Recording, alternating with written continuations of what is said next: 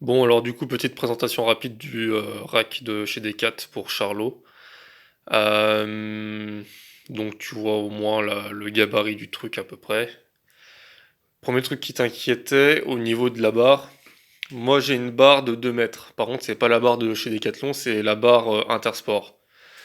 Donc tu vois la marge que ça te laisse entre l'endroit où tu vas poser tes disques et le rack. C'est pas énorme. Ce qui fait que par exemple quand tu forces comme un bœuf au coucher, si tu fais pas gaffe, ça peut taper par exemple dans la chandelle. Après c'est rare, hein, franchement si tu fais un minimum attention, ça le fait.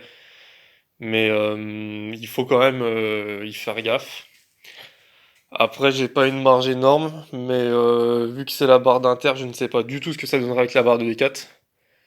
Même si tu prends celle de 2 mètres, parce qu'en fait, la barre de D4 qui ferait aussi 2 mètres, je garantis pas qu'en fait t'aies autant de taille pour mettre les poids.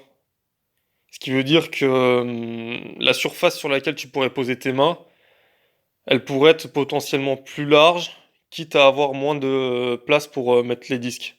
Mais au moins, ça te donnerait une marge un peu plus confortable au niveau des chandelles. Autre truc qui t'inquiétait, le plafond. Alors, si je me souviens bien, tu as 2,20 m de hauteur sous plafond. Moi, j'ai dans le garage entre 2,10 m et 2,15 m. Donc, tu as encore un peu plus de marge que moi. Bah franchement en fait c'est suffisant, ça le fait parce que si ton objectif c'est de faire des tractions pour prendre des dorsaux, de toute façon t'as pas spécialement d'intérêt de monter, enfin de dépasser la tête de la barre quoi. Donc à moins que ce soit vraiment dans l'optique performance et valider les tractions, je pense que tes 2,20 m ce sera largement suffisant.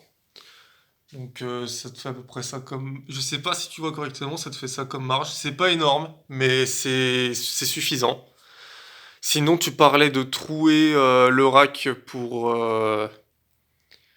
descendre ta barre. Alors en fait, je ne sais pas si tu vois correctement, mais la barre de traction elle est tenue par deux vis, une en haut, une en bas. Donc peut-être que tu peux avoir la solution de descendre et de prendre le trou du haut pour visser. En fait, t'inverses, tu décales. Mais du coup, la barre ne serait tenue que par une vis de chaque côté. Peut-être que ça peut marcher. Est-ce que niveau sécurité c'est très intelligent? Je ne pense pas. Mais de toute façon, tu pourrais certainement percer pour l'attacher. De toute façon, les trous pour monter les chandelles s'arrêtent ici. Ce qui veut dire qu'au-delà de ça, c'est plein, donc tu peux...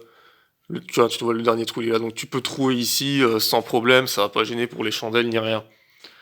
Mais ouais, je trouve que c'est suffisant. Au pire, je peux essayer de te faire deux trois tractions, tu vas voir ce que ça donne. Tu peux monter assez confortablement quand même. Attends, est-ce que tu vas voir correctement? Je te mets là. Hop.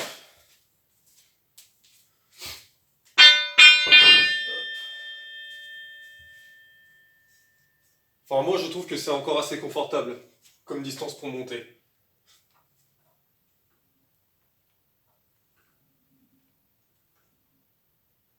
De toute façon, tu montes pas la tête comme ça, donc là, ça va, ça passe. Tu peux passer ton visage et le menton largement. Donc, je pense que si moi, le menton peut passer la barre, toi qui vas avoir quelques centimètres encore en plus, bon, ça le fera largement. Donc bon, voilà, j'espère que ça va répondre à certaines de tes questions. Si t'en as d'autres, je peux essayer de regarder pour t'aider. Voilà.